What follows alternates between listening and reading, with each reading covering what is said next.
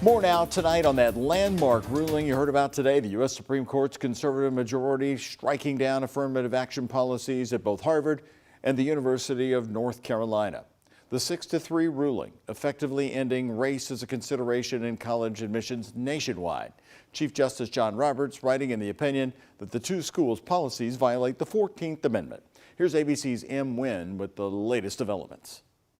Tonight, a landmark Supreme Court ruling overturning more than 40 years of legal precedent. The 6-3 ruling split between conservatives and liberals, ending affirmative action in higher education as we know it. Discrimination still exists in America.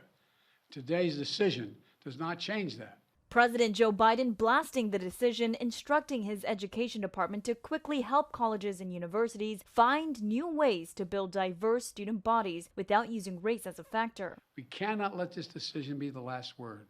Chief Justice John Roberts writing the majority opinion, declaring the two schools in this case, Harvard and the University of North Carolina, violated the Equal Protection Clause of the 14th Amendment. Justice Clarence Thomas, who acknowledges benefiting from affirmative action himself, writing, "While I am painfully aware of the social and economic ravages which have befallen my race and all who suffer discrimination, I hold out enduring hope that this country will live up to its principles, that all men are created equal, are equal citizens, and must be treated equally under law." Justice Sonia Sotomayor firing back, saying this ruling rolls back decades of precedent and momentous progress, writing, "Equal educational opportunity is a prerequisite to achieving racial equality in our nation." It does make me feel a little bit uncomfortable knowing that in that admissions office, when they were deciding whether they were going to accept me, reject me, that they might have been considering my race, because I think that that's not something that I can control. Roberts clarified that students could still include their experiences about race in admission essays,